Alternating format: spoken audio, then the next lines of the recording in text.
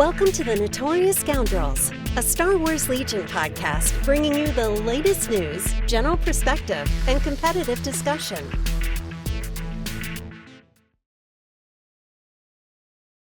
Hello and welcome back to the Notorious Scoundrels podcast. I'm Kyle. I'm here with Mike and Jay and David. What's up, gentlemen?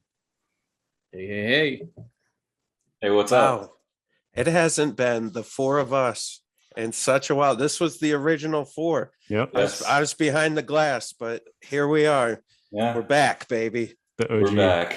Yeah. Love it. Good to have you, David. I'm happy to be here, man. It's been a good minute, like you said. Yeah. Yeah. I miss podcasting, honestly. Like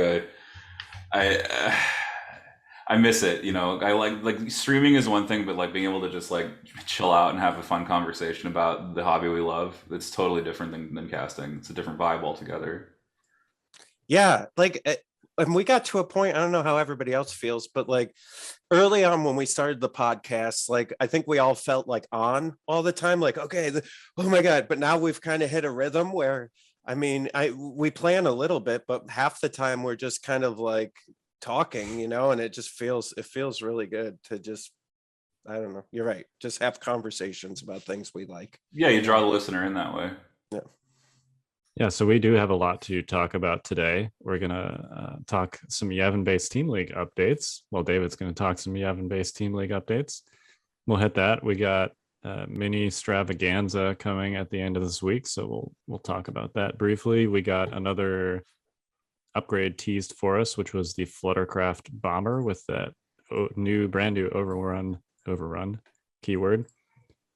We got some price increases, which we will also briefly talk about. It's a busy time in the Legion world. Yeah, it seems like we can't go a week and just talk about like normal things not related to. But just kind of go back to past Kyle when we didn't have anything to talk about. I know. We're like, oh God, what are we going to talk about this week? It's having many things to talk about is not something to complain about. But yeah. I will say over the last 3 years that I guess that we've been doing this, it's always feast or famine, right? It's either we have too much to talk about or we don't have anything. So, oh well, it's all good. Yep. The good news is at this point, people have forgotten what our earlier shows were, so we can just recycle topics. Wow. Okay. I'm just kidding. Hey. But not really. We wouldn't do that on purpose, but the chances that one of us or all of us would forget that we've talked about something in the past and then be like, hey, we should do this as a topic. Yeah, that's a great idea. And then somebody will be like, hey, you guys did this on like episode 3. Then we're like, my favorite is like, hey Jay, when you were talking about this in episode 4, I'm like, yeah, listen, the game's completely different now, man. Yeah. Like whatever past Jay said, it does not apply anymore. So yeah. The hardest thing I have a hard time with is like figuring out if I've used a title before for an episode. Oh yeah. I'm like, can I use Return of the Jedi on this one? I'm pretty sure I've used it like 4 times. Yeah. I noticed you started doing part 1, part 2, part 3. I did. It's smart. Yeah. After like, I mean, we're getting close to 200 episodes, so it's just like I'm starting to run out of famous quotes. Yeah, there's only so many Star Wars quotes, right? What you just got to do is you got to take the screenplay, just mine it for podcast titles, and put it all in a text file. Yeah, and there you go. Yeah, real deep cuts. Yeah, some like 7 seasons of the Clone Wars. Just pull something from one of those obscure like droid episodes where R2's running around with his droid posse. You know, I mean, the ones that everybody skipped. I'm not Alex Davey. I'm sorry. I'm not gonna. We're gonna have to call in the cavalry on that one, I think. Yeah. Anyway, in addition to those news items, we also are going to talk a little bit about Invader League. Mike and I have played some games. David has not played any games, but does have a list to talk about. And then we're also going to sort of expound on our topic from last week of deployment to talk about some deployment-specific keywords and sort of some role-specific considerations and stuff like that. So before we get to that, Jay, do you have any housekeeping? Yeah, so I've got a few things. So let's start with, you know what, this week, let's start with Patreon. because Patreon is what we start with every week. Hey, we're on Patreon. All of you who have joined us there, thank you so much. It helps pay for all the podcast stuff and the blog writers and everything else. So that's what you're paying for. You can join at any dollar amount. We actually have another podcast, Fifth Trooper After Dark, that goes on the Patreon. And then once a month, we do a live Q&A with some of the people from Fifth Trooper. Kind of, it depends on the month, but it kind of circles in and out. And so you can come ask us questions, talk lists with us, talk tactics, and get some more in-depth conversation about the thing that's bothering you the most. I think what did we talk about? We talked about Sabine and the Darksaber on this last Q&A. So somebody brought that question. So so come join us on Patreon, get all your Q's and A's and all that stuff done, and we appreciate everybody who supports us on there. And then the second thing, Stormtide. So box 2 is going to be shipping here in a couple weeks. We're very excited about that. And also the commanders are available for sale up on the website on stormtide.thefifthtrooper.com. You could buy the commanders whether or not you're playing Stormtide or not. If you just like the minis and you want to grab those and some cards from the free. So we put out a free mission called Rising Tide, right? Yeah, something. Jay's so confused. There's so many things going on at this point. I don't even know. I gotta be careful. Like we've like literally become like FFG or AMG, where we're like planning things out so far in advance. I'm like, Mike, can I talk about this? He's like, no. I'm like, okay, all right. So anyway, so if you buy the Commander minis, you can get the cards from the free mission in there too, plus a cool mini made by Skullforge Studios, which is pretty neat. So. So I think that's enough for housekeeping, right? David, do you want to plug your stream? Yes. So I go by Endless on various discords of Legion, and that's kind of what my Twitch handle is. I stream over at Yavin Base, all one word. Yavin like the planet, base like the rebel base. I stream right now. We're doing a charity drive for National Pediatric Cancer Foundation. So if you have some charity dollars that you have not allocated to any charity, I highly recommend that you go to my channel page at twitch.tv/YavinBase and donate through Tiltify. If you do it while we're live, you'll get an on-screen thank you. We're trying to raise $500 before the end of fall. I think our cutoff is September 30th. So we're trying to get that money raised. As far as just what I do on Yavin Base, I created the Yavin Base Team League, which is a team-based competition for Legion. It's a tournament. It's international. There's a huge number of teams this year. It's like 36 teams just in the lower division. I think 8 in the upper division. So it's a lot of people come and a lot of people play. Thanks pandemic. It's like the one upside of the pandemic is the online leagues get a bunch of help, a big boost. But yeah, it's we have Invader League, which is like the big solo league, and then I thought, well, why don't we do a team-based version, because teams are great, community is great. Not having to shoulder the burden of the group's success or failure is usually conducive to getting people involved. So that's one of the reasons you join a team is because the burden is less on you. Usually, unless you're 2-0 or whatever, 2-2, then the burden's completely on you, and shame on you if you win or lose. But anyway, and there a couple times. Yeah, there a couple times. Hated every minute of it. Yeah. So anyway, that's kind of my very brief plug for that. We're wrapping up the season. We're currently in the lower division has wrapped up. Team Lackluster out of Canada/Northern USA has won that division, and they're going to be moving into the upper division next year, along with the 3 other teams that finished top 4.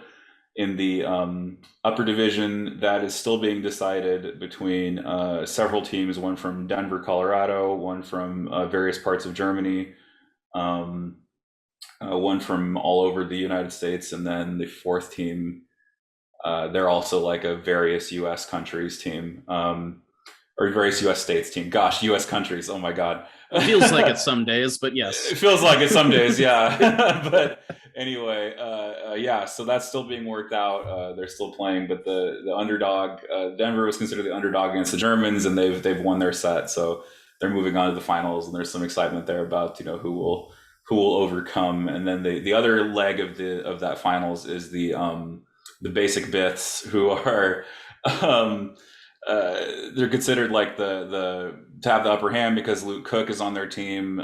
Various other characters from competitive Legion who you might be familiar with if you've played Invader League before, like R1H4, Daniel Lupo, Chris Schaefer, who is in the top tables at Lone Star Open, is on that team.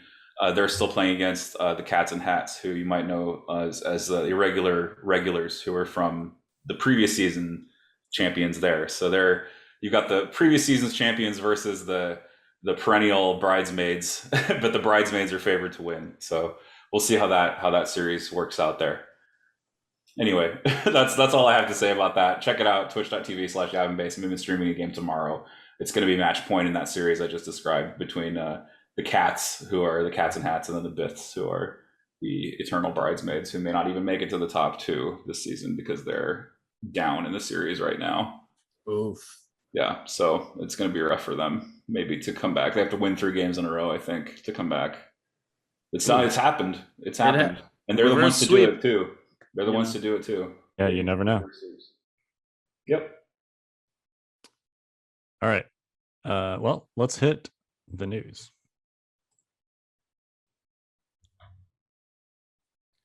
So the end of this week is MiniStravaganza. Yeah, starting Thursday. I have mixed feelings about it. I think. Well, I'm excited. I think it's okay to be excited, and I think it's okay to also have mixed feelings. I think you can have both. Yeah, I think. Here's why. I'll real quick. I get what they're doing.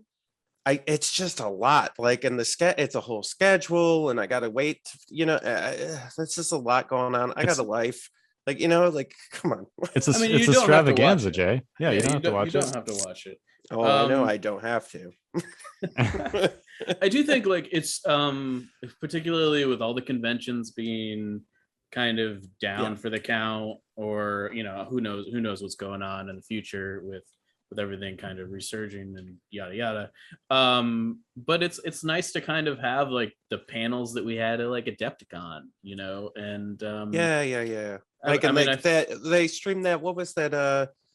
We watched the Gen Con one, right, David? You were there reporting for us, and the in-flight report was what that was called. Yeah, where Marvel Crisis Protocol was announced. I remember that. Yeah, I'm not sure we need 3 days of like 14 hours of content back to back to like get us the news, but I think celebration wise for whatever we're going to be celebrating, as much as we have kind of like ground on their community outreach's gears, I think this is one thing that they seem to have a handle on. I mean, I'll give them this. They sure are passionate about it. So they got that going for them at the very least. Listen, I love the hobby aspect of this game. But when I see, 4 hours of painting, my eyes just glaze over. And then I'm like, but they're going to put something new is going to be on there. Oh, man, I got to. But well, there's also a hour and a half long. Yeah. I'm not saying that's all they're doing. Yeah. I'm just saying, like, I think a couple of the painting ones said that something new was going to be on there. And I was like, oh, come on, man. You kind of got to seed it in what they're good at, I suppose. Yeah. So I think maybe to take us through what seemed to be the Legion related topics. So of note, most of these sessions are like 1 hour blocks, and there are no Armada panels, as we can sort of expect. And there's only one X-Wing panel. There are several Legion panels. The first one is Star Wars Legion Into the Underworld. Step into the seedy underbelly of the Star Wars galaxy with creative director Dallas Kemp. In this stream, he walks you through painting some unsavory characters with a surprise appearance or two, which I assume this is kind of what you were referencing, Jay. But does he mean, I don't like this because it's vague. And it's like, does he mean surprise mini appearances or surprise other people appearances, like humans? Like, what's the surprise? Is it nothing? Is that the surprise? See, I don't like it's just not clear, and I don't like it. I agree with you, Jay. I hate the slow IV, the slow saline drip that they're doing with the releases. I hate that so much. And I watch these painting streams, right? And I'll just come out and say it, okay? I'll be watching the painting stream. I think it's really cool what Dallas or Wilshik is doing on camera. And then I'll look in the chat, and a lot of what they do is they answer the questions in the chat. So can you guess what the majority of the chat is? It's people asking, hey, what does this do? Can you talk about this? And there's no, we can't talk about that. No, we can't. Random other hobby idea. Nope, can't talk about that. It's aggravating, because it's they only spend an hour, which is okay, I get that you can do this really neat little wood grain effect in an hour. But at the same time, it's if I'm here, an hour is not for me. If I'm trying to actually get into something, I need a little more time than just an hour. Because it's just and I know what they're trying to do. It's a marketing thing. They're trying to keep you on the hook, but I still dislike it, because it's just not a happy medium for me. You make it sound so Machiavellian. I feel like it's just they like to do painting streams because it's both MCP and Legion are very hobby focused games, and also that's generally speaking the only time that an AMG employee is in front of the community, so they get asked questions. Yeah, I don't know that it's this intentional marketing strategy for to just do this drip. Well, maybe it is, but I mean, FFG did drip too. I feel they did, just in different ways, right? Yeah. With the articles and they had the same problem where Alex and Luke would be playing, and literally they'd spoil a ton of stuff, and then people be like, yeah, but what about this? When's Yoda coming out? And it's oh, for God's sake, just enjoy what they just gave us, man. Yeah. I mean, in fairness, Alex and Luke definitely were would kind of give us the run of the table, if you will, on answering questions sometimes. Especially Alex. He was very well, and the very difference, wink wink nudge nudge. Yeah, the difference back then was FFG also gave a lot of spoilers out to the community too. We had them. I know Legion Academy had them at one point. You know what I mean? So there was a lot more involvement, which I know what they're doing. They're just directing us towards their media, which makes sense and is smart. Let's have them watch our media to get our spoilers. It makes sense. Also, there's hardly any barrier to entry in this type of marketing. Because what are you doing? You're aiming a camera or two cameras at a painting bench, which the level that I watch that, I'm okay, maybe they just I spend my time, because I'm a streamer, right? I speculate what the thought process is and what they've done. And I'm sort of thinking this is content. It's good content, but it's easy content. Mm-hmm. I don't think they're trying particularly hard when it comes to content development. I think what they've got is something nice and something that, they're okay, well, we're going to be painting these miniatures anyway, so let's just stream it. Yeah. But that in and of itself is not the biggest draw. Yeah. And it's low risk. Exactly. Yeah. I think that's fair. It definitely from just as David, I kind of relate to that, and trying to put together graphics and stuff for a stream. That's the hard part. Getting the overlays and everything, making it look super nice and well tailored, and having a schedule, a very a plan as to how the stream's gonna go. Right, developing a show. Yeah. Being an entertainer and a performer, which is what this is. But at some level, there's a performance aspect of it. It's not I'm here acting, I'm expressing my honest opinions. But at the same time, it's I have to be interesting. Yeah, so there is going to be a little bit of elevation. Yeah. I don't always talk like this in my day to day, but I'm talking on a show. Yeah. And the nice thing about those streams is really, if you lose camera too, it doesn't matter. Camera one can still see him painting the mini, right? So it's just low risk all around. No, it all makes sense. I get why they're doing it, and listen, I'm being being a little negative about the painting streams, but I mean, just because they're frustrating to me personally. Well, this won't be for you then, Jay, and that's okay. Right, I'll just wait, and then Discord and Facebook will tell me later. Yeah, Well, yeah. There are some non-painting streams on here. Yep. Totally. Because is that the only Legion stream on Thursday? That is the only Legion related stream on Thursday. It sounds like they're doing like at the end of each day, they do like a wrap up thing. They call a hobby hang, where they finish up painting projects. So I imagine there will probably be Legion figures involved in that, but I wouldn't call that a panel or anything. Yeah. So the next day on Friday, it's possible this is a 5-hour block. It's but boots on the ground, developers Will Pagani and Michael Plummer square off in a game of Star Wars Legion featuring new units during the stream. Join them to get a look at the options coming to your armies in the future. So it's 11 a.m. It's definitely not a 5-hour block. Generally, the 12 there's a panel previous day at noon that goes to 1, and they generally break for like 3 hours for lunch. Okay, I was going to say that would be kind of. So I think they've budgeted like 2 hours for this game on stream, which I think is longer than we had last time. So that's good. Join them to get a look at the options coming to your armies, or at least you could see them if the map wasn't like a Rorschach test. Oh, man. Jay mentioned that when we talked about it last time. Yeah, please get a new mat. I'm sorry. I just have to say it. You can get some sweet ones at the 5th Trooper.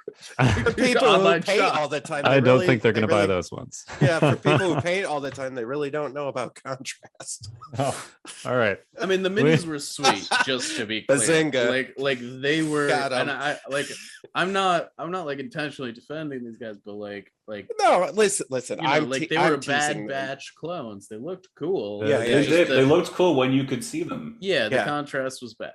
I'm teasing them because even they said it was brushed, right? So they didn't plan it. So ideally they've been planning this MiniStravaganza for whatever, at least a month. I expect a much more polished product here. And then the next day is 9 a.m.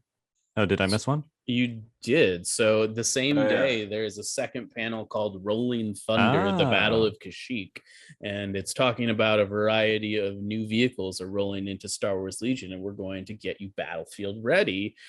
Join Dallas Kemp as he shares various techniques for painting the vehicles of a galaxy far, far away. So this one will be right up Jay's alley. I want him to teach me how to brush paint large vehicles. I would love that too, because suffice to say, I'm sort of feeling like if I ever need to do a large vehicle, I'm going to be over at Kyle's. Yeah, it's. I don't know like how I ever did vehicles before an airbrush. I did vehicles before because I painted 40K for 20 years, and it's like, how did I ever do this with a hand brush? The only vehicle I've ever painted is this Rhino that's like supposed to be gray. That's just got like streaks through it, like everywhere. Because I don't. You can see all the brush strokes, and I went over it like 6 times to try and even it out, and it just, I don't know. Yeah, I mean, for me, when I'm painting all the heavies, I rely a lot on rattle cans to do some of the work for me. And you got to be, if you're going to paint them with a brush and you're not going to use an airbrush, you got to be really methodical about how you're priming them and everything, and be smart about it and let the rattle cans do most of the work.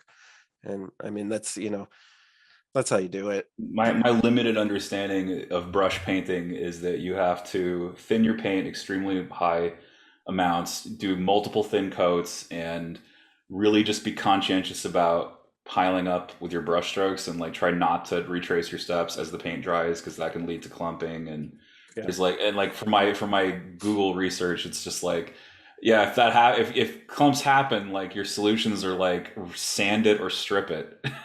You have to sand the clump down so that it looks even, and just please. So if he's got like some like foolproof technique for doing this with a brush, I'm there, because I want to learn it, because I don't want to have to dry brush to hide every mistake. Yeah, I'm with you there. So would you say you're excited for this painting stream? That one, yes. Compelling content. There you I go. was okay. To be fair, I was excited for the wood grain on the Flutter Craft one too, because that was actually pretty cool. I think I it didn't helps. see that one. I think it helps while we're doing feedback here to do like specific techniques and advertise those in advance. Yeah. People dig that stuff. So Well, it's and I one where would it's say- like vehicle painting. It's like, yes, I want to learn that thing. And listen, I haven't watched them all, but I think some of the problem too is they do a lot of alternate paint schemes. And yeah, I if think, you want to do Yoda and his jammies, that's a thing they did. right, like, but I think people are looking for the like, hey, how do I actually paint like the real way to paint this, right? And I think that's where like Sarastro has a lot of success, and then walks you through all the steps. I love those Sarastro videos are great. Yeah, dude, he's so good. So good. Oh, All right. Next day at 9 a.m. we got Any Methods Necessary, New Directions in Star Wars Legion. Join Will Schick, Will Pagani, Dallas Kemp, and Michael Plummer as they take a look at some new units for Star Wars Legion and discuss where the game is headed. Cool. This Yeah. seems like maybe the most important one that they've listed thus far for Legion. If you watch one thing, and if you're a Legion person, watch that one. And it's on Saturday, so All right, I'm a on little it. Oh, easier. Yep. I'm on it, boys. That's the one for me.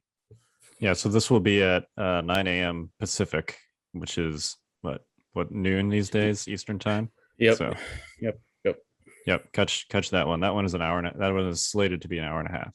That's actually a really good time for Eastern. It It's is like, hey, yeah. lunch. Gonna eat lunch. I'm gonna watch this stream. Yep. It's not bad. Yeah, I might actually be able to watch that one. Yeah, I was thinking Uh, that same thing. I'm like, ooh, Saturday's tough, and then it was lunchtime. I'm like, oh yeah, I can make that happen. Morning Yeah. Pacific is actually like, it's actually like from the streaming standpoint, it's actually like the best, because not for English content, because not only do you hit morning on the West Coast, lunch on the East Coast, you also hit night, like early afternoon, nighttime in Europe. Yeah. So that's like the prime hours for streaming are actually like mornings on the West Coast, because you have this magic little confluence of time for English speakers in the Western world. So Yeah. So looks like they scheduled it in the right slot. yeah, definitely. And then we got Painting Droids at 11:30. That's helpful. Yeah. For separate Yeah. Well, seriously, like I mean, B1s are great for quick painting techniques. Because you have to paint like 50 of them, but also, you know, they're these super spindly models that have a lot of hard edges and recesses. So yeah, spray paint them, throw a wash on them, dry brush them, and they look great. Like, I'm sure he'll talk about some of that stuff, but yeah, you know what I did? I hit him with that with the Games Workshop contrast. Mhm. So I hit him with the contrast white rattle can, and then just put the skeleton bone on him. Yep. And that was it, and they were like good to go. Yeah, it totally lend themselves to stuff like that for sure. And then we got Painting Mall at 3:30. Oh, all right. I don't know how you're gonna top like Duncan Rhodes doing Mall. That's gonna be tough, because that's like old content to me. The answer is you're not gonna top it, right? Yeah, Probably, but That still seems like it could be interesting. Yep. for sure. Is that it? That appears to be Legion? all Okay. of the Legion content. There's a copious amount of Marvel Crisis Protocol content, as you might expect, as it's kind of their shtick. Yeah, there's one X-Wing panel on the first day that talks about X-Wing's future. It's called "This Is the Way." I guess if there's going to be one X-Wing panel, that would be the one you'd want, right? well they did spoil the Razor Crest Mini. Okay. Oh. Yeah, so there is Razor Crest and X-Wing. We know that for a fact now. Sweet. Well, there you go. That's probably what they're talking about. Yeah, I imagine. I would guess. Yeah. So I think that's pretty much it for MiniStravaganza. I'm sure we'll have lots to talk about next week. Thank God this isn't an X-Wing podcast. Oof. That would have been Thank tough. God it's not an Armada. Armada, podcast. yes. Yeah. It turns out we picked the right game. Whoa. Oof. Oof. All right. All right. We did get some upgrades to talk about. The Flutter Craft. Yeah. We did. Actually, let's hit the price increases first, because that seems slightly more related to what we just talked about. Sure. So they announced a price adjustment, but all the adjustments are upward. So it's a price increase. I mean, it's still a fact that it's an adjustment, Kyle. No, it is. I know. That's true. So I'm going to say my piece on this, and then Go you for guys it. can jump Go in. for it. We have been somewhat critical of AMG recently on this cast for various things. But there are two things that, there's one thing we haven't mentioned up until this point that I think is kind of unfair, and that's why we haven't talked about it, and that's the delays. Yep. Like global shipping is a mess right now. Yep. You can't get cake pops. You can't get IKEA furniture. Like you could get K-pops, man. They really matter to you, Kyle. My daughter loves those unicorn cake pops. It's like anything that keeps your kids quiet. I get it. Yeah, they were very upset about those cake pops. Trying to buy model kits from Japan and like international shipping is like $25. Like, yeah, that's so sharp, it's a nightmare right now. This is not a Asmodee AMG problem. This is an everything problem. Yep. So, stuff is delayed now until late October for like the Kashyyyk releases. It is what it is. There's probably nothing they can do about it. Nope. And then the second thing is these price increases, which is also not super surprising because with, a huge demand for international shipping comes price increases on international shipping. So, go ahead, Kyle. I mean, it's unfortunate that we're going to have to pay more for minis. But there's still not GW prices. Everything on this list already, so but I assume like this will, future releases will, characters are going to be like $20, which I mean, GW characters are like $35. Now, granted, that's a different quality level of those kits, but I think so. I'm totally fine with price increases. I think this was to be expected, particularly with the current world climate. Like $5 a box extra, I think is pretty fine and fair. The piece that like I'm not okay with is like the Leia and Han packs going to like $20 because those minis. They're showing their age. Totally, like they're $10 minis. Like I maybe right if for everything you get in those boxes, like the $10-$12 price on them was fine.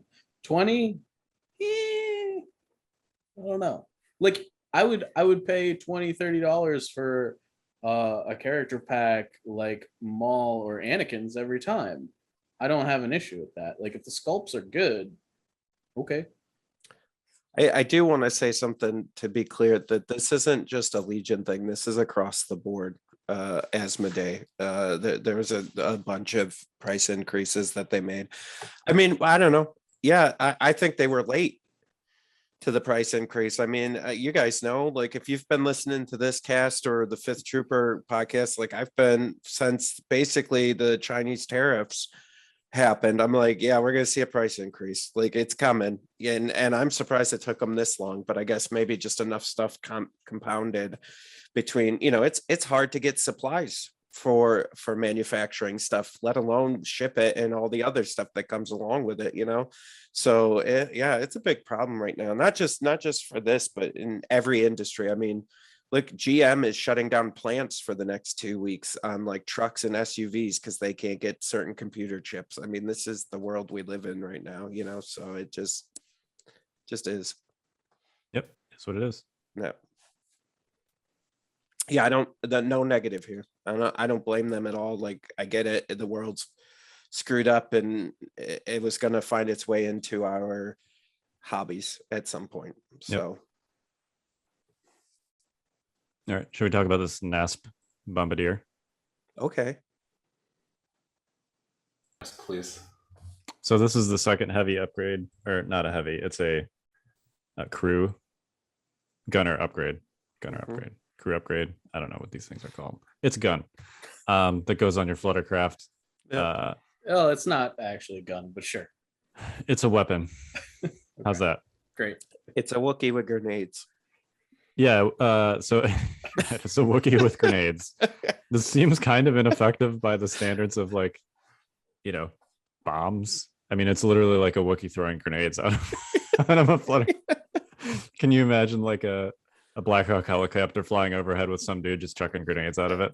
Like, how effective would that be? I mean, you have to think like somebody in military history at some point has tried that, right? Sure. Oh, it was tried in World War One. You would have dudes that carried like a couple bombs in their observation biplanes, and they'd like toss a bomb out the window. Yeah, they didn't have windows, but I was literally going to say it's a biplane, like if the analog is a biplane. Yeah, right? Exactly. So, I would say probably not effective, but terrifying. Like randomness is more terrifying, I think. Yeah. Than like. I mean, those do look like thermal detonators, so maybe it's a little bit different level of explosiveness than like a frag grenade. But anyway, the visual image on this is kind of funny. It's a Wookiee with the flight goggles on, and he's just got a thermal detonator on his hand, and he's like leaning over the side of the Fluttercraft. Anyway, what this thing actually does, it's 2 red, 2 white. It is a special overrun attack, which basically means that you can attack something that you flew over. Overrun, makes sense. Yeah. It's overrun 2, which means you can do it twice. And it's suppressive, which is relevant because normally overrun attacks don't give suppression like ranged attacks do. So this basically just means the target gets a suppression token. 20 points. Yeah, there's a couple important things about overrun. You can only do it you can only attack once per move. So to overrun something twice or to attack twice, you've got to perform 2 moves and move over something during both moves. It's also explain that to me. Yeah, so say that again. So when you perform an overrun attack, like when you move over something. Overrun 2 just means that you can do that again. So in order to perform a second overrun attack, you have to complete a second move that is over the first target or over a secondary target. With the reposition, I think you might be able to swing overrunning on the same target twice potentially. Yeah. I definitely think you can, given how slow the Fluttercraft is. Yeah. And the fact that it's got reposition, if you like reposition at the end of the first move, reposition again at the start of the second, you can kind of swing some shenanigans. Also pretty important, you don't get cover from overrun attacks. This card basically has blast on it. It's just built into the overrun keyword. 2 red, 2 white on a surge hit body with blast is like twice a turn is like Tauntaun plus damage level. It's pretty good for 75 points total. Yeah. I'm feeling good about it. Like, I'm feeling good about 3 of these suckers. Like, just yeah. I mean, I think the thing that they're going to suffer from, I think, in contrast to Tauns, is that Tauntauns can like do their charge thing and then be safe. And these aren't safe. They will never be safe, particularly if you're performing overrun attacks. So you either have to kill everything that's going to hurt you or just accept that you're going to lose at least one of these, I think, on the run by. Yeah, I definitely think if you're doing a build around these, you got to do the threat saturation version and just take 3. This strikes me as a 3 or nothing kind of situation. Like if you just send 1 bomber Fluttercraft in there, you're going to do your 2 attacks and then it's going to die. But if you're sending 3 of them in there, you're going to do 6 of these attacks, and maybe your opponent is able to focus 1 of them down after eating all that. But yeah, there's got to be some kind of list where these fit, that it's like you can do like Wookiees with fire support from phase 1s or something, to just add threats and just keep piling on the threats and just be aggressive essentially, and just like say, okay, I'm gonna smack you as hard as I can, and then if you shoot the wrong thing, my Fluttercraft finish you off. Some kind of list like that, where it's a little bit like all hammers essentially. I mean, you can get a Wookiee chieftain, 3 phase 1s, 3 Wookiees with bowcasters, and 3 Fluttercrafts with bombardiers in a list. Boom. Oh man, you know what I did? I did that same thing, Mike. Yeah. I did the battle shields instead. I was like, oh, let's have them charge in. Like this. Yeah, and then you get hemmed in or something ridiculous. Yeah, I mean, I don't know if it's is it. I think it's like one of those things that like on it could. I guess it could be good. I don't know. Yeah, who knows, man? It's like I just think attacks that ignore cover are probably great. Totally is my feeling. It should be noted. You can't fire support overrun attacks. That's in the RRG entry specifically, in the faction that this keyword is in is pretty important as far as being able to like fire support a no cover shot with like a Z6 squad or something. Seems like that'd be pretty OP. Yeah. If AMG's listening right now, you want to know a real easy way to get me to buy clones into Republic is make a Wookiee core unit. I'm hard in. I would do an entire Wookiee army all day long. I mean, that's the big piece that I feel like is just kind of missing here. It's like we all just like kind of like immediately went to Legion HQ, plugged in Wookiee Commander, Wookiee Special Forces, Wookiee support units, and we're like, I guess I have to take clones. Yeah, reluctantly putting in phase ones. There were clones at the Battle of Kashyyyk. No doubt. Yeah. So whatever. I didn't care about them if they were. Yeah, there were clones of then they turned traitor when Order 66 came down, and there's that infamous line from Revenge of the Sith where the ATR team driver goes, "All these Wookiees are dead." That's why he says that. Yeah, he says that. Yeah. Oh wow. Yeah. I'm gonna have to go watch that. Yeah, I don't remember that at all. No, you don't remember? Oh man, there's a great line in there. It's right before Yoda escapes. Okay. Yeah. So post Order 66. Yeah, post Order 66. Yeah. Interesting. Oh, that's super dark. That's very dark. I mean that whole movie after after that is pretty dark. It got real dark. Yeah. What do you mean? Sorry. Watching a guy get lit on fire with no arms or legs. That's dark. That's fine. Well, I mean, that was justice after killing all those children. Yeah. Just the children. That's all David's worried about. He didn't say all those people. He just said all those children. Well, I was just aiming at specifically that one scene. All the separatist leaders. All the separatist leaders. It's like I understand the other ones, but not the children. Anakin did bad stuff. Yeah. Yep. Newsflash. 11. Yeah. All right. Let's hit an Invader League update real quick. Get ready for advanced tactics. So, Mike, did you get some? We'll start with you. You get some Invader League games in? I did. I've played 2. I had a third scheduled, but we had to reschedule it. So I am presently, I got 2 games in. They were both fun, great games.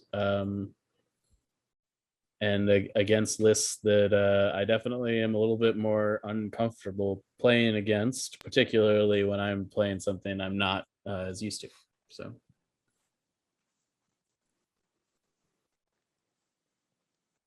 David, you got a? I did not play any IL games yet. I didn't. I'm in trouble because I got to play 2 by the 13th. I've just been told, so I got to find the time to make that happen. But yes, I'm playing Sabine with some trucks and 2 Wookiees inside, and it looked good when I first put it on paper because I was like, oh man, I got Sabine and the Darksaber and 2 Wookiees. Like, there's plenty of melee in this list.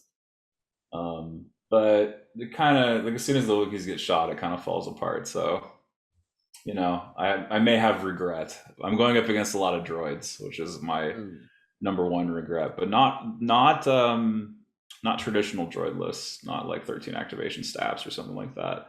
People love to they love to mix it up a little bit, or they take a list that's known to be good and they do a little twist on it. So like in one case, I'm going up against an AP shell double AT and that seems really bad. And 3 staffs. Yeah, it does. That's a game I'm probably going to lose. What I'm gonna do, I think, is I'm just gonna drive. They have like very little melee, so I think what I'm gonna do is I'm just gonna try to drive the Wookiees into the B1 blob and see how many B1s I can kill. That's probably going to be the answer. The reckless drivers, they actually do some work. I took this list to a tournament in Tampa, and I had one game versus droids where reckless drivers killed like 8 minis because they just kept running over droid piles, and he had to roll like a ton of dice for reckless driver. And so it's great against B1s because they only have 1 wound. Against B2s, oh man, it's horrible because it's like, oh, I did a wound. And the B2 players like, okay, thumbs up. That did nothing to me. I'm going to hit you with my full strength still. It's a big difference between having 1 wound on a mini and 2 wounds. Oh yeah, at least for stuff like that. Yeah, for reasons like that. But yeah, it's going to be fun. Whatever the case, I'm going to have fun playing it. I wanted to play a list with Trucks and Sabine because I think Sabine's great. I never really got away from her as a character. So just because I played Luke, Sabine, Double Ton. And now I get to play Wookiees instead of Luke with close transport shenanigans in the mix. And of course, R2, you can just get into an empty truck and drive away for secret mission. I gotta be honest. So one of my games was against it was like a bus airspeeder R2 list. There wasn't like Wookiees or anything like that. Mm-hmm. But like R2 in the bus is like what do I even do against this? I ended up hunting R2 down after he got out in my deployment zone with Kenobi, but like I think there was like a scenario where if the bus just like drove to the back of my deployment zone and dropped him off, I would have just been dead. Disembarking, a classic mistake that transport players make. Just never disembark. And proceed to win the game because your opponent didn't bring armor piercing weapons.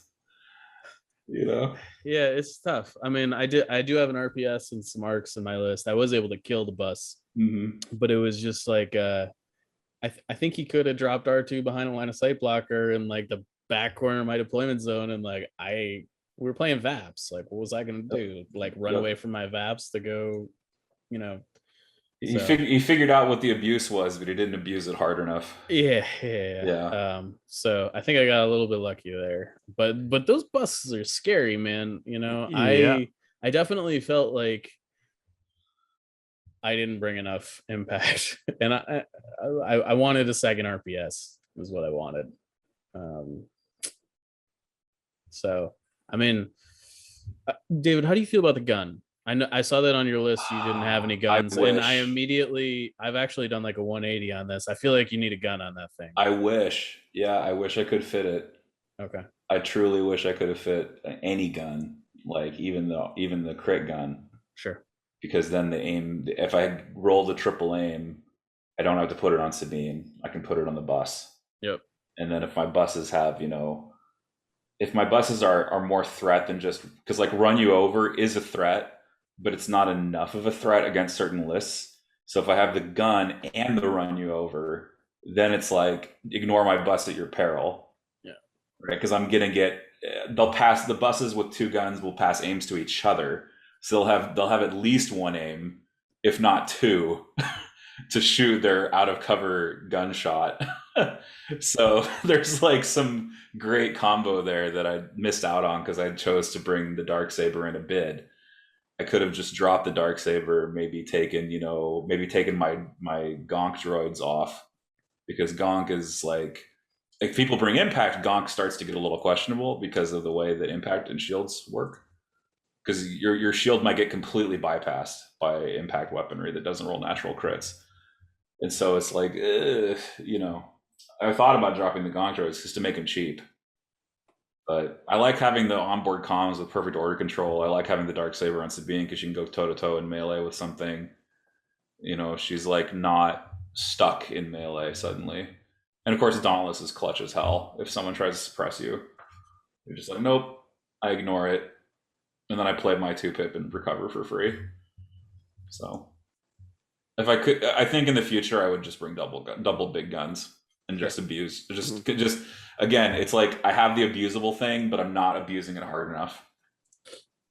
Yeah, having faced like every possible version of the bus at Lone Star Open, the gun is you need something. I think both versions of the gun, the rainbow and then the big quad one are good. But I think doing one or the other is important, especially with reckless driver, because you have such a bevy of actions anyway. Right. You get your free move, you take and then you've got 2 actions and you're like, I guess I can move some more or aim shoot. Right. Exactly. So like an airspeeder. Right. Yeah. Yep. So you're feeling pretty good about it. And you roll 6 white dice. You lost a mini. And then I'm going to shoot you. And then I'm going to shoot you with 6 black dice. Yeah. With no cover because I'm in your face. Well, yeah, light cover from suppression, but right, yeah. Or if you're a droid, no cover, but yeah. Right. Yeah. The point still stands. Well, I am also 2 games in, and I'm 2-0 so far. First match was against a Rexstar, the only Rexstar in my group. I was able to force payload, which clones are not a huge fan of. And then Maul got in there and started mixing it up. So, I've played I think I've played against Rexstar more than any other list with my Maul B2 list at this point. You're welcome. Yeah. So yeah, that scenario has played out many times for me. And then the second game was against it was very similar to like Ryan Slabowski's Jedi Luke Cassian list with Biston. Man, those ion tokens are annoying. It was definitely touch and go for a bit. It was on recover. I was able to, at one point he played crack shot, so he didn't have an order on Luke. So I was able to kind of like disrupt his Luke timing to force push him into some standbys and then grab the box with Maul. And then he had like a wounded Luke chasing Maul across the table. So ended up winning that game 3-2. But my group's great so far. Everybody's fantastic. So that's all. Ion tokens, huh? So now you know what it's like to, I don't know, play the game like the rest of us. Look, Mike, ion tokens are not analogous to suppression tokens. First of all, they go ahead. Tell me more. Just okay. Tell us. Complain, CIS player. Don't get me wrong. I would rather have the droid trooper keyword than not have it. But there are many ways to remove a suppression token. Inspire. You've got a courage value. So it might not even affect you if you have suppression. Strict orders. There's lots of effects. There's lots of command cards that remove suppression. You can roll a dice to roll it to get rid of it. There's literally no way to get rid of an ion token except for repair bots. Sounds like you have an option. Yeah, it sounds like you should bring a PK droid. I'm just saying they're not 100% analogous. Hey man, you take a lesson from the French. They swap out one TAC droid in a B2 for a PK because it's because of that. Practically, I think it's their little insurance policy against armor. So I think that actually can work. Yeah, you run the TAC droids in the front, the PK in the back. Yeah, people aren't bringing ion in large enough numbers, I think, to make that like super necessary. But when you see ion, it's definitely like yep, I got an ace in the hole. Yeah, this could be rough. So especially on B2s because B2s are either shooting their range 3 gun, which they often need to move to do, or they're letting it cycle and they're moving up to shoot their range 2 gun. So it's super common to have a situation like if a B2 unit gets ionized a turn after it shoots its range 3 gun and cycles it, you're basically sitting there like out of range. You can't recover because you don't have an action to do that, to shoot the range 3 shot again, and you can't move up and take the normal range 2 shot. So what do you do? Just plink with the TAC droid? Yeah, basically throw 1 red dice at something or you just move. But yeah. So yeah, it's not nothing, especially against B2s. There you go. I mean, usually when you're paying 90 something points for a unit, Mike, you're paying for a high courage where 1 suppression token doesn't do anything. And 2 suppression tokens also usually doesn't do anything. So hey, you at least generate surges, right? Like you have reliable. I know. I'm just saying, like, ion is the only thing where you can shoot like a 90+ point unit 1 time and be guaranteed to cost them an action. I know. I'm over here like boohoo. Yeah. Like my phase 2s get suppressed all the time. Like whatever. Right. Yeah. All right, I'm not going to boo-hoo about Ion too much. It's a good keyword against droids. I'll just It say is a that. good keyword. It's a good keyword on units that are slightly less good. Yeah. All right. Let's move on to our strategy tactics section here. So before we do that, I do want to just talk about I saw I forget who it was a streamed game, I think either today or yesterday. Oh man. So somebody was playing Payload Hemmed In. Oof. And it just I think one of these days, along with in our like strategy tactics segment, we need to have a conversation about what combinations you absolutely should not play as red player, no matter what. That is one of them. That is definitely one of them. And those combinations are generally avoidable because if your opponent is like double banning to force something in a third slot, you usually kind of have your run of the rest of the cards. Okay. So yeah, if you see Payload Hemmed In, somebody messed up the veto phase there. Yeah, it was one of those situations where the red player couldn't actually score. Yeah, like it was just literally too far. Yeah, it was way too far. Yeah.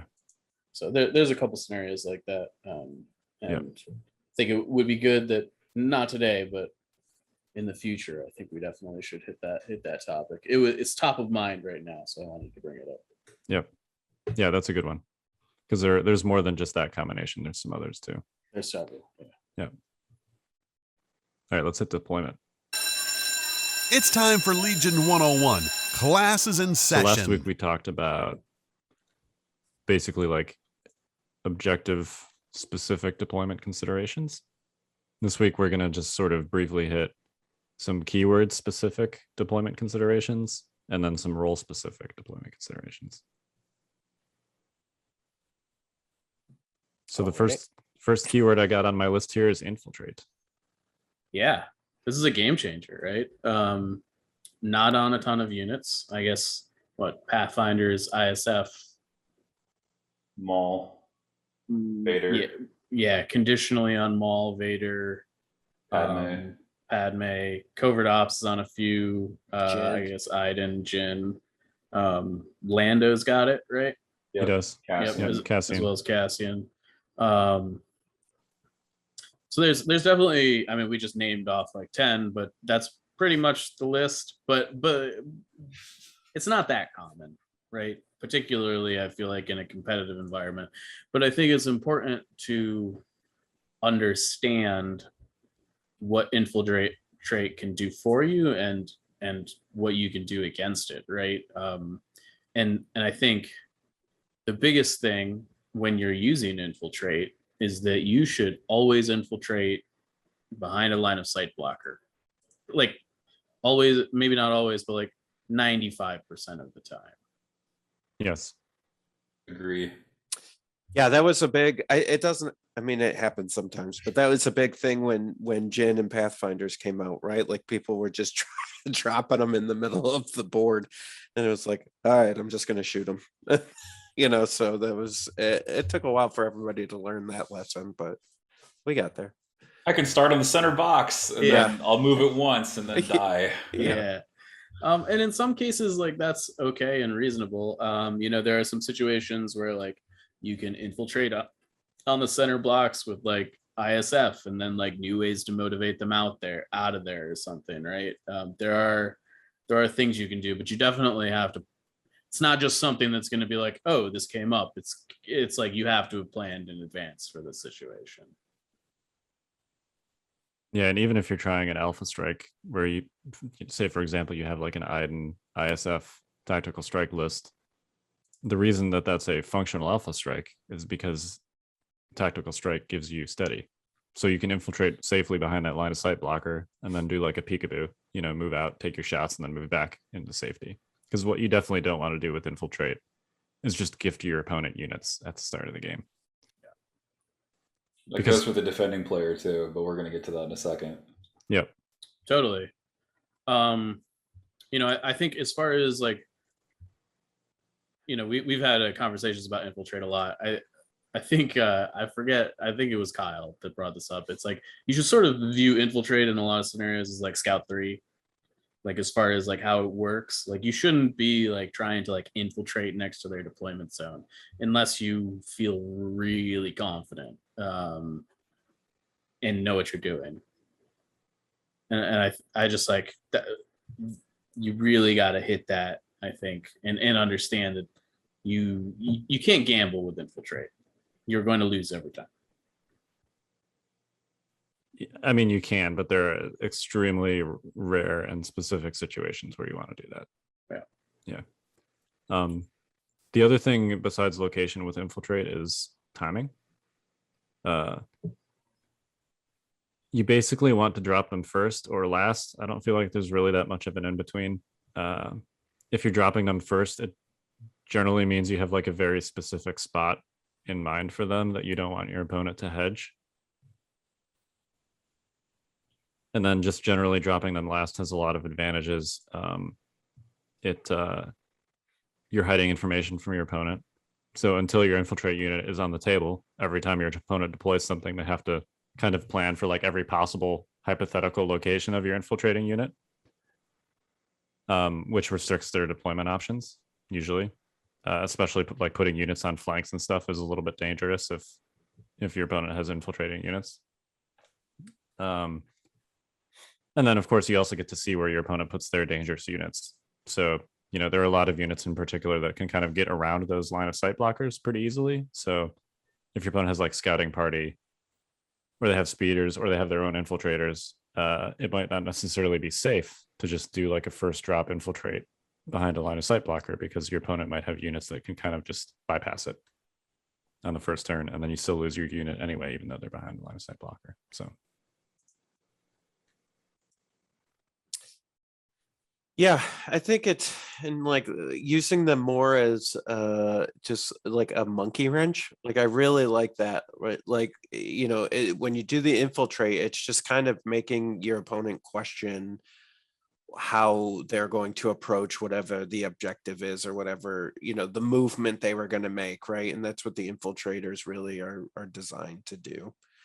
So yeah, I think most infiltration units are like outside of an IDEN ISF unit list, which is a little tax strike deal, which is a little different.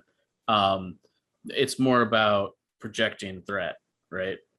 Much of the time.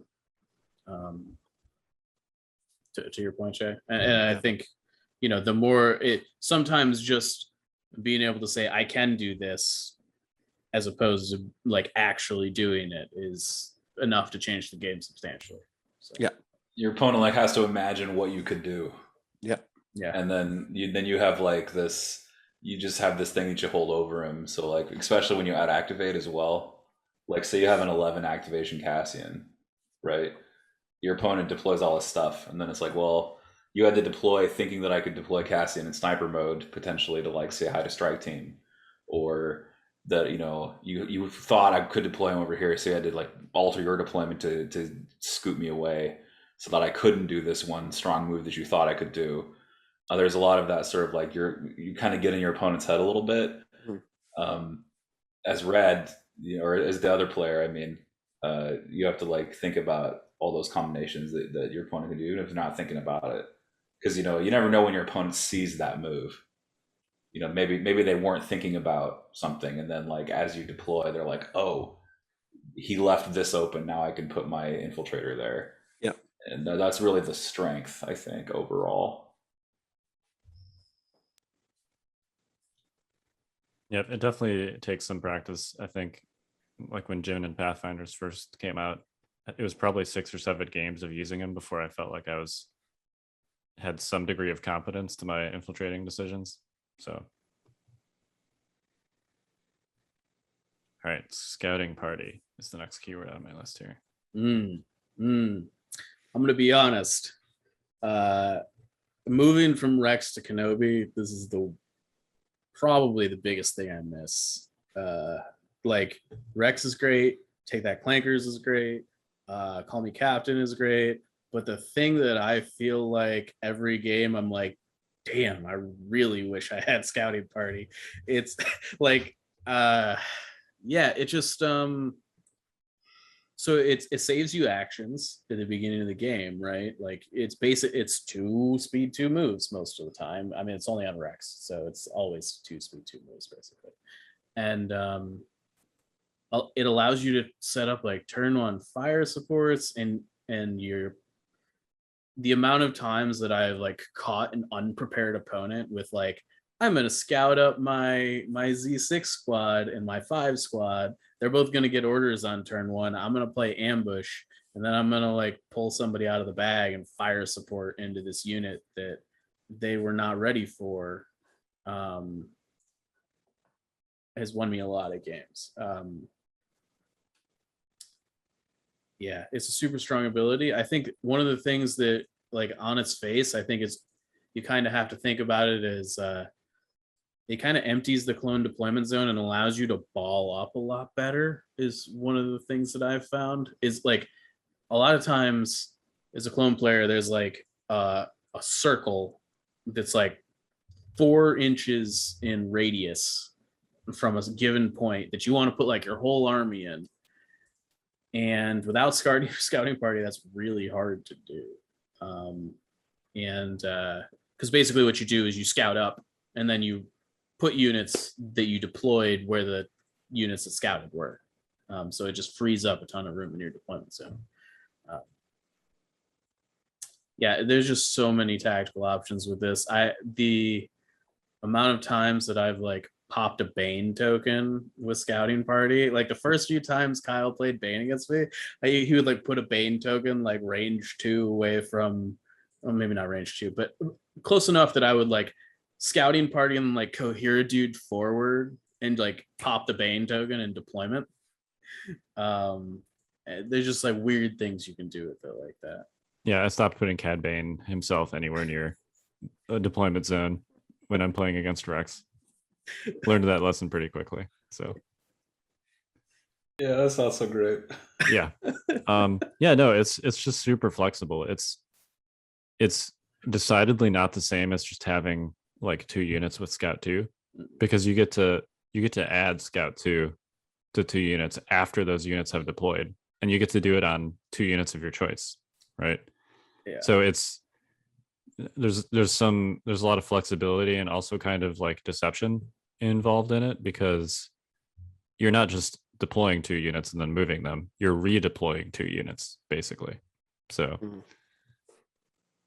similar to Infiltrate, right? You're totally, you're information gaming your opponent into like this scenario where it's like, okay, now I have the information that I need to act with confidence, right? And your opponent has to think, look, man, well, I guess you could scout that, I guess you could scout that, I guess you could scout this other thing. So your opponent is always guessing, like, what's he gonna do? Yep. Yeah. And go ahead. No, I was gonna say, like, also the whole like scouting party with like R2D2 potentially to scoot him, scouting party the hostage carrier. You can do all kinds of goofy stuff about objectives. You know, gets you that much closer to a center box, for example. There's all kinds of consequential stuff that the scouting party move can do that you have to be aware of. Yeah, it's a game changer. I think after playing Rex for as long as I did, it's like the primary thing that makes him good. Like it augments all the other abilities. It makes Take That Clankers even like scouting party is what sets up Take That Clankers often, right? It's Yep. You're able to basically get 2 moves off the jump plus an aim plus range 4, and that pretty much should touch everything on the board, and it does. And yeah, it just I would talk about things other than Rex, but this keyword is not anywhere else, so it's not really relevant. Yeah, there's very few keywords that are just literally on 1 unit and that's it. Yeah, it's like, compels on Krennic. I guess it's on what, DTF too, but that's not really a thing. So nobody really takes DTF. Yeah. It's very unique. I guess we can also talk about Scout. I think this is just the same thing, but to a slightly lesser degree. I think you lose a lot of the flexibility with just Scout. Like the primary thing behind Scouting Party is, like you said, like you're able to kind of throw Rex down last and redeploy. And Scout, you kind of have to make that important decision, But Scout, I mean, I guess we don't talk about him as much anymore, and maybe it's just because, at least for us, we play him all the time. But right, like Scout with snipers is big, right? And then making sure you're putting them in a place, and with all of these infiltrate scouting parties, Scout, like it's all about placing them in a place to punish your opponent, but not punish yourself at the same time. And I would say that they all suffer both the strengths and weaknesses of that, right? So yeah, I think of the things on this list, Scout is the best at dealing with infiltrate. As far as you can kind of, infiltrate, you can only infiltrate up to range 3 away from, or rather, you have to be at least range 3 away from an enemy unit. If you you can use Scout to basically control where your opponent can infiltrate, as well as funky cohesion that you wouldn't do otherwise. Sometimes you'll Scout and then cohere forward so that they can't, do something wonky with their ISF or whatever. It's a solid keyword. At minimum, it's saving you a move action over the course of the game. Yep, for sure. I mean, there's a reason that Recon Intel is such a popular upgrade. Yeah, we should also point out that Scout 3, this was a popular use. Scout 3 used to be one of those things where you could just move up to the evaporator, for example, and you just start in contact with it. Yeah. Something not a lot of people remember is that if you're measured properly, you cannot get to objectives that are outside range 1 of your deployment zone in a single move. Yep. That just shouldn't happen because of the measurements. But sometimes I see it happening in games where it's I'll take one move and I'll just do this, but that's because it's been slightly mismeasured. Yep. But Scout 3 is the only thing that should be able to do that. Yep. Yeah, Scout 2 to Scout 3 is a pretty significant upgrade. Definitely. For that reason. Well, and it should be, I think, noted that Scout 1 and Scout 2 allow you to only take one move to most objectives as opposed to 2, right? Like you said, David, if you don't have Scout at all, it should be 2 moves to base evaporator, right? Correct. Whereas if you have the Scout keyword, it's one move. It's you can tap it on the first turn, and that's a big deal. I am often tapping VAPs or picking up recover boxes with strike teams all the time. Yep. And then there's the old what's the old trick where you have Sabine right on the corner of the panhandle deployment on recover, and Scout 1 plus the speed 3 puts you in base with the box. So that's something that's good to know. But you need a direct shot. It's not guaranteed. You need a direct shot to make that happen. Yeah, or something where like jump can get you there, right? Yeah, exactly. Yeah. Boba can do that too. Yep. Less good at it, but he can. Yeah. These are things that were more relevant when those were top of the tier. Yeah. Sabine still kind of up there. Boba, not so much. I remember the days when you could like do that on Boba in a recovery game and feel good about it. Those games don't exist anymore. Yeah, they don't exist anymore. Now you put a Mandalorian out there and you're just like, well, hopefully I don't lose my 140 point hero. Yeah. Yeah, for those of you that go back and listen to our old episodes, we were fans of Boba Fett in the beginning. He was great. I played a ton of Boba Fett. Yeah, he was an amazing. I mean, he was like a top tier unit. I mean, I know that's what I'm just saying. He was in Luke Cook's winning worlds list. Like, yeah, that's how things change, right? Yep. Yeah. Worth noting that Scout stacks generally. Like if you get Scout from multiple sources. So if you've got Recon Intel and it's on advanced positions, you can Scout 2 instead of Scout 1. Vader on advanced positions, Scout 2, etc. So I think it should be, I don't know if we touched on this, but combining Scout and Infiltrate together is a particularly nasty combination. Particularly on close range units. The old Bistan coordinated bombardment uplink. Yeah, that play was really fun. Went back when Wonder Twins was a thing. Yeah, and I mean, there's just some like things that you can do with it where you can really, if you combine Infiltrate and Scout, you can catch your opponent kind of flat-footed quickly, so just something to be aware of. All right, should we hit the brand new reinforcements keyword? Sure. What does that do? It basically lets you wait until your opponents are done to deploy. Oh, so even more information gathering. Yeah. I think if this was like, we've said this a couple times now, but this appears on 2 places. You can divulge it off the Super Attack command card and give it to, I think, 3. Is it 3 units? It's 2 or it's 3. I think it's 3. I think it's 3. And the other place is it's on one of the named Super Attack commanders, and I don't remember which it is. I think generally speaking, I think in a vacuum, reinforcements is an amazing keyword. I think where it's currently placed, it's kind of a non-keyword in that you can do that anyways because you're playing separatists. To some degree, it allows you to play lower activation separatist lists and still place your stuff last. Yeah, which is helpful.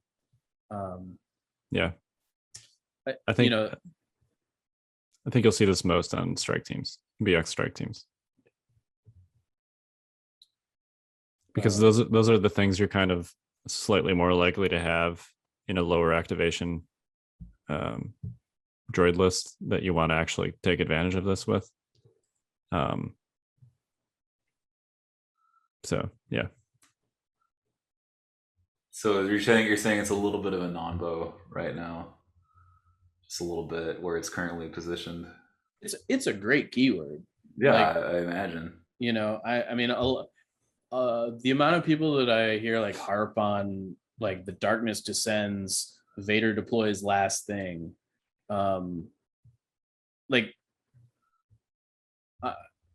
unless you were deploying him absolutely first, I would be deploying him last anyways, so being able to like get literally have all of the information before you have to make decisions is incredibly powerful. Yeah. Like if you could deploy Vader first, though, you'd probably just put him behind the best line of sight blocker as close as possible to your opponent's deployment zone anyway. It would be cheesy as hell. Yeah, it'd be broken. It'd be stupid. Yeah, it'd be really dumb if that clause wasn't there. Just to address the whole, I have to wait so I don't get the best infiltrate. It's like, yes, you do. Because it would be utterly silly. Maul can do that, but Maul is also does not hold a candle to Vader once he's like in there swinging his lightsaber. So. Yeah. Maul needs help. Still pretty good at it. No, I'm not saying he needs help. No, I'm just saying like. No, I meant he needs help from like other sources sometimes. Like he needs bolster, or he needs a dodge token, or he needs some extra thing. He's very squishy. That's what I mean. Yeah. His unique advantage is that he can do what you just described, which is deploy super forward if necessary. Yeah. And they get punched out by stormtroopers. Yeah. I think it's. But yeah.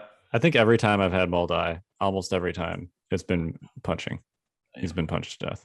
Like probably 80% of the time Maul dies, it's via fisticuffs with like not even like a melee unit, just stormtroopers, or I've had him punched out by a rebel officer before. Oh man, officers can never close. That's the worst. Well, I closed with him. I'm like, I'll be safe here, and then the officer was like, yeah.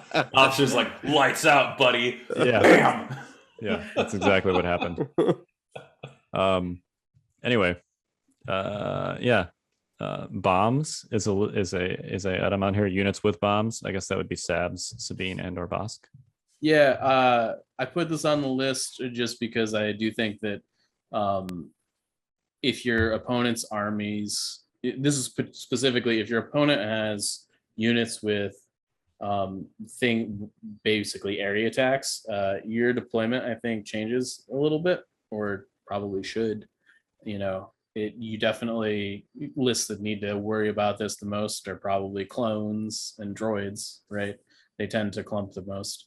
And you need to just spread out, like make it so they can't hit your whole army with a bomb. Even like a one Sab strike team getting in there and hitting 10 units with a bomb is game deciding sometimes. So It really can be. Like, heck, even 3 units with a bomb can be game deciding. Like, I'll just give an example. You know, this is a beat story essentially. I had my Sabine explode really late, and she could only catch like 3 units. And I was like, okay, well, I got to get double blanks on this guy because that can remove an activation for KP. And guess what? The dice gave me everything I wanted.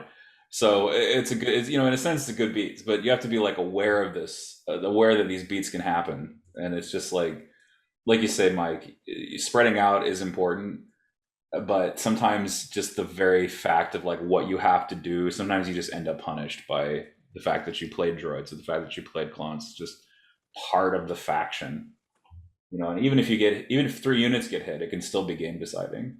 Yeah. You know, and so maybe this is why bombs are just like really strong, because it's like you can't really stop them, right? There's nothing you can do except like try to not be there. But Sabine can just explode off of her free move, so once she drops it, there's no escape. Yeah. So, yeah, they're very uninteractive. Yes, they're generally, with the exception of Sabine and Bosk, and even really in Bosk's case, they're on units that are fragile and have difficulty closing. Yes, which kind of offsets that issue. But yeah, if the mechanic itself, you know, you drop the bomb, it's there forever. There's no way to get rid of it. Your counter, if you have to go there, is just to hope that your defense dice hold up. Like that's it. Yep. Maybe take some dodge tokens. Yeah, take a dodge token and walk forward and hope it doesn't crit you. Yep. All right. Speaking of bombs, Cad Bane. Yeah. This is something I think is unsolved. Okay. As far as like, I don't think we have found any one player that has figured out how to make Cad Bane's what's his 3-pip called? I make the rules now. I make the rules now card. Yeah. Like really intrinsically to play it so that it like mind games people properly. Maybe it's not a thing. I don't know. I put it on the list. Cad Bane basically has like infiltrate plus because of this card. And there's a lot of crazy things with it, but also something you need to be aware of kind of at the jump in deployment. Yeah, I think the biggest mistake, like it's not super clear what you're supposed to do, but it's definitely pretty clear what you are not supposed to do. And putting the token that has Cad Bane on it, like somewhere where your opponent can scout and flip it, is real bad, because you have to play this 3-pip on turn 1. So then your opponent can just play 2-pip and plaster Cad Bane. And like any unit with danger sense, he's most vulnerable the first time you shoot him. So you want to try and avoid that whenever possible.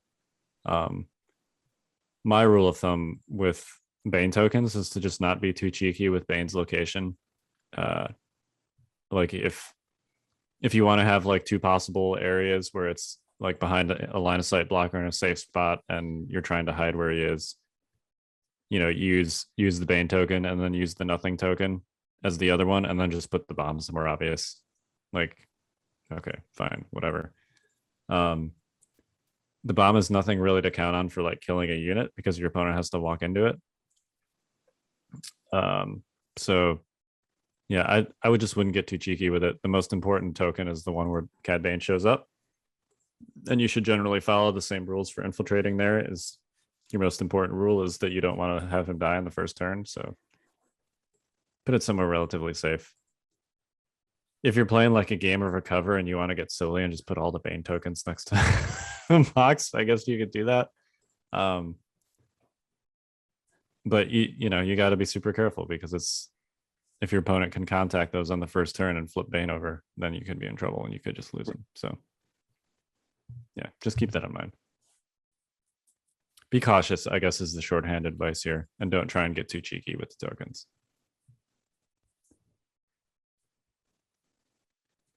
R2. Ooh, The spiciest of spice. This is the end of the keyword specific. This is more of a unit specific tag. Yeah. But I figured we could just have our own section on R2D2 here. Oh boy. Well, you're saying, oh boy, why? Is this the R2D2 should be 60 points club? No, this is I'm walking to this conversation. This is the ban R2 club. This is the ban R2D2. I don't think he's that bad. Okay, hang on. Let's frame this discussion. Okay. Right? Because we are in the deployment tactics section. Sure. So as much as I would love to rant about R2, let's keep this to, if you have R2, where do you put him? And if your opponent has R2, how does that affect your deployment decisions? Okay. Well, if you have R2, put him as far away from your opponent's army as possible. It seems to be one strategy. So if you get like battle lines or something, and you try to like bait your opponent into deploying near you, so you can put R2 on the opposite side of the board, or whatever side of the board your opponent didn't go to, you just put R2 there. So I think like battle lines, disarray, those are like the big R2 deployments. Hemmed in as blue specifically is also a big one, because you can force your opponent to split their army potentially to try to deal with him. If your opponent has R2D2, deploying your R2 last is advantageous, I think. Yeah, I sort of feel like deploying R2 last is generally kind of, we've talked a lot today about like projecting threat, or just like being like, this thing could happen. And, you know, if you wait until last to put your R2 down, your opponent has to like try and hedge against like where you might put them. And that's the worst part about playing against R2 in my mind, is like if I have to deploy my entire army before you put R2D2 down, I have to make some really tough decisions before I even know what's going on, you know? And so like I might throw like a strike team or two strike teams like along like, you know, way down my battle lines deployment away from my army, just to be like, I need something over here to deal with R2 if you set them up, right? Yeah, to me, the kind of threat of deployment of R2 is the biggest thing. Yep. I dig that a lot. I think it's just, a lot of people, the seminal complaint is that he commands more than his points worth of attention because he's an alternate win condition, which, you know, I sort of agree, but, you know, trying to keep it in the deployment tactics thing. Yeah, like if you're the not R2 player, you know, a lot of this starts with letting your opponent not get good R2 deployments. So stay away from danger close, stay away from disarray, stay away from battle lines, try to get like long march or major offensive or something where R2's approach angles are easily covered by your army. A lot of times you can sort of deploy your army on major offensive in a way that the panhandle can be covered, as well as the sort of like upper, I don't know what you call that upper side, the pot, I guess, that sort of square. So basically what I'm trying to say here is you just need to be aware of your deployment zone, where the line of sight blockers are, where your opponent could actually put R2, you know, what paths could he have to this deployment zone. And it's a lot of tank time in turn 1, unfortunately, or turn 0, unfortunately. And you know, that's another discussion. Like, is this good for the game that we have this unit that requires you to tank in turn 0? You know, because we can't, you know, you can't both have units that need a lot of thinking and want to have a complete game in a short amount of time, I think, unless you lower the overall activation count somehow. But anyway, yeah, just try to get deployments that are narrow for your opponent, like short edge to short edge, essentially. Heck, even advanced positions can be bad for R2 under certain circumstances. Mm-hmm. Yeah, I mean, there's basically two scenarios. Either you're in a situation where you're playing short edge to short edge or sort of diagonally. And in that situation, you may not have to make a decision between like, do I want a given unit to engage with the main objective and my opponent's main army, or do I want them to chase down R2? you can often do both if you're playing short edge to short edge or diagonally, which is why we sort of stress on this cast that if you don't have R2 in your list, you should just have those deployments in your deck and not think twice about it. But if you are playing like a long edge to long edge deployment like Battle Lines or Disarray or Danger Close, you might have to make a decision where it's like, all right, every given unit I put down, is this unit going to be involved in the game, or is this unit going to be chasing R2? Sometimes if you have like speeder units that are fast and can chase them down, they can kind of do both, because you can do the chase down R2 thing and then they can come back and be involved in the main fight at some point in the game. But if you're running, like a more static list that doesn't have a lot of mobile units in it, you kind of have to commit to that decision when you place a unit down. And it's really hard to know like what to do there. Sometimes you might even just have to sort of punt that R2 victory point and be like, all right, I'm just going to win on the main objective. So yeah, it's definitely case by case.